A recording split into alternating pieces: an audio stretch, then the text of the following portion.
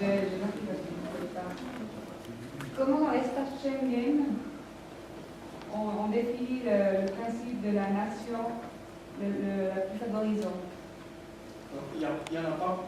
Il n'y en a pas? Il n'y en a pas, non, c'est un espace uniforme, soumis aux mêmes règles. C'est une des raisons pour lesquelles ça ne fonctionne pas, c'est que si vous voulez avoir des règles uniformes, il faut bien même qu'il y ait une certaine cohérence d'un pays à l'autre. Et si vous comparez les revenus en Allemagne par rapport aux revenus en Pologne, vous avez des disparités. Vous avez aussi des disparités au niveau pénal. Typiquement, quelqu'un qui fait un cambriolage en France passe en comparution immédiate, il prend entre 6 mois et 1 année le lendemain matin. Ici, en Suisse, si on interpelle ce soir en flagrant délit, demain matin il est libre, et puis dans 6 semaines, il sera condamné à 15 jours avec sursis, 15 jours amende avec sursis. En clair, la première fois, c'est cadeau. Et les gens le savent. Et naturellement, dans cet espace, ça provoque un tourisme de la criminalité. Si vous discutez avec un Lyonnais, il sait qu'en Suisse, si on lui dit de s'arrêter, si la police lui dit de s'arrêter, de continuer, pas en France. Si un gendarme français vous dit de vous arrêter, il faut vous arrêter parce qu'il peut tirer. Ici, pas. Et vous avez vu avec le tunnel de Seva, le scandale que ça fait, si par un malheur, c'est mon collègue qui était passé sous l'auto, on aurait pour 2 jours. On ne parler comme ça. Merci. Oui. Patrick, pour toi, tu as parlé d'insécurité avant sa connaître. Moi, j'y suis né. Et puis, tu as dit les préoccupations qu'il y avait. Et je voulais savoir comment on pouvait retrouver un petit peu nos valeurs et nos racines communales. Je dirais que ça sera un grand travail déjà. Il faudra qu'on soit élu. Je crois qu'on fait tout pour y arriver. Et on y arrivera. Suite à ça, le travail, ça sera exactement ce que Yvon a un peu montré avant. Hein. C'est de montrer que Schengen est le gros mal à tous nos malheurs. C'est de réussir, de faire remonter de ce travail communalement, pas à pas, pour l'amener sur le cantonal, pour l'amener sur le national. Ça fera un tout, et puis on arrivera peut-être à sortir de Schengen. Merci. Oui. Oui, pour M. Perrin, en 2003, le CGFR, donc le corps des gardes frontières, remettait 30 000 personnes à la police. Ce chiffre ne comprenant évidemment pas les 100 000 refoulements. En 2010, il en a remis 3 000. Comment analysez-vous cette heureuse évolution?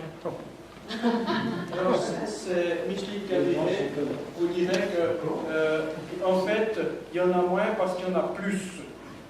Il y en a moins, mais en fait, il y en a plus parce que les procédures du système informatique Schengen sont plus longues.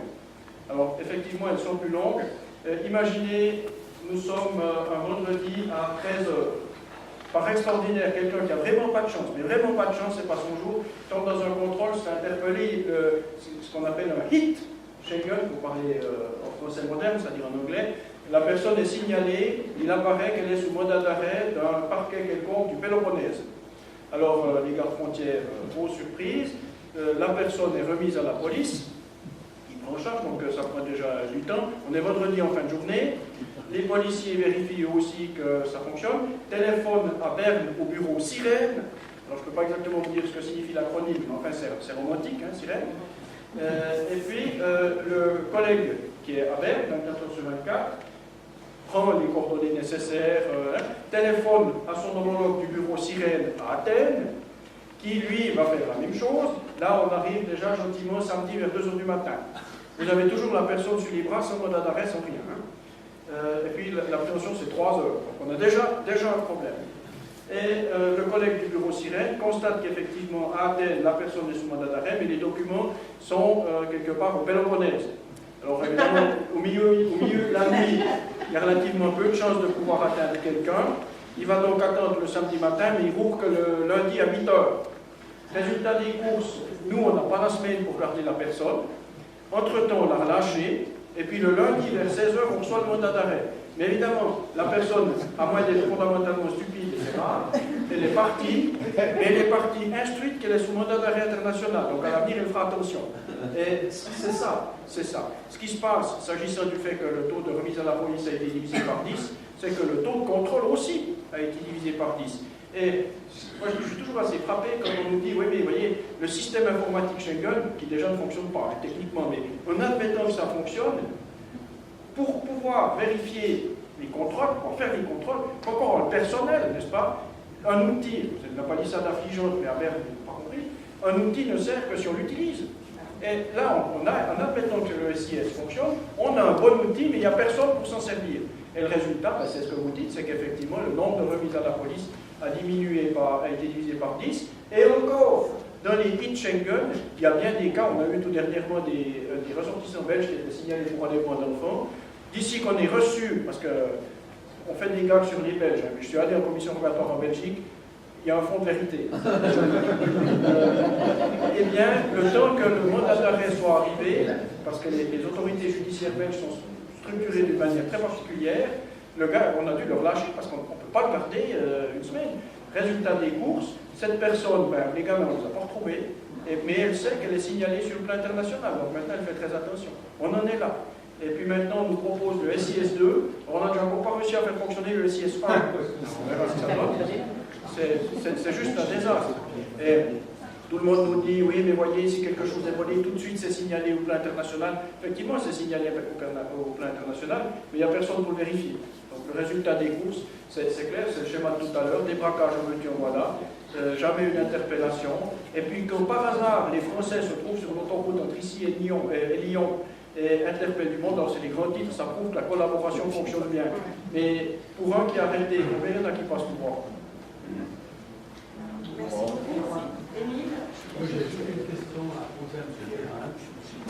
On a une chose nouvelle qui se passe dans notre commune, c'est qu'on a un parti politique qui s'est mis en place. C'est que des Albanais. C'est tous des Albanais de A à Z. Ça s'appelle Diaspora.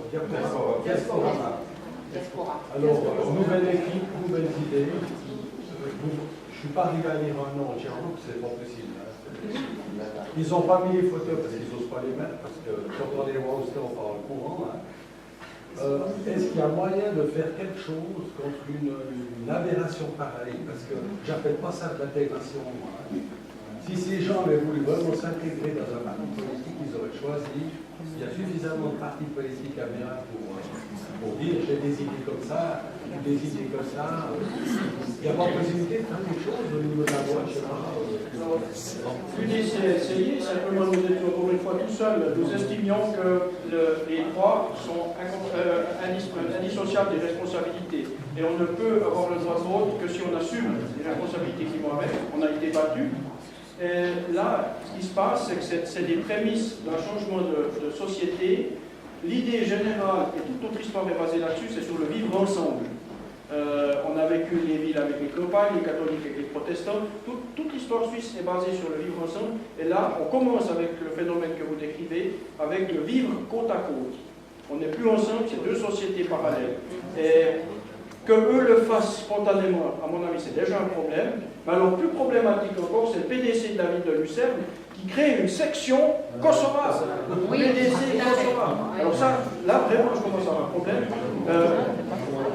Le seul élément positif qu'on peut voir là-dedans, c'est que ça traduit l'état de désordre avancé du PDC. Parce que ça fait quand même un tout petit peu gratter les fonds de tiroir. Mais la seule possibilité, c'est de revenir sur la loi sur l'usage des droits politiques et puis de faire inscrire à tous les niveaux, communes, cantons, confédération, que seuls les citoyens suisses jouissent des droits et devoirs des citoyens suisses. C'est le seul moyen. Et je peux vous dire, il n'y a qu'un parti qui se bat pour ça. Voilà. J'aimerais encore féliciter M. Perrin pour son infrarouge de l'autre soir. Parce que pour supporter Madame Amara,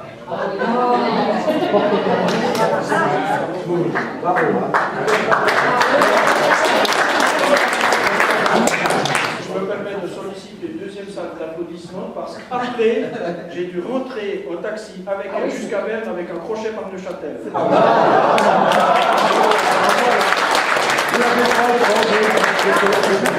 Moi, je vous suggérais qu'on termine cette conférence parce que vous savez que M. Perrin va devoir partir. Je pense qu'il y a encore une ou deux questions, venez vers nous. Mais sinon, je suggère que nous terminions le débat. Et encore un grand merci à Yvan.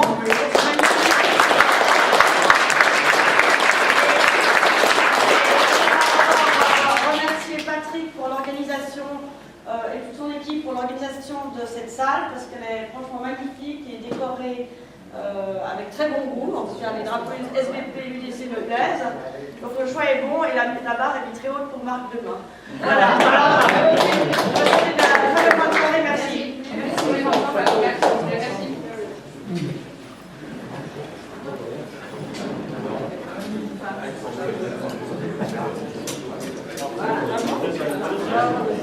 Ils ont souri.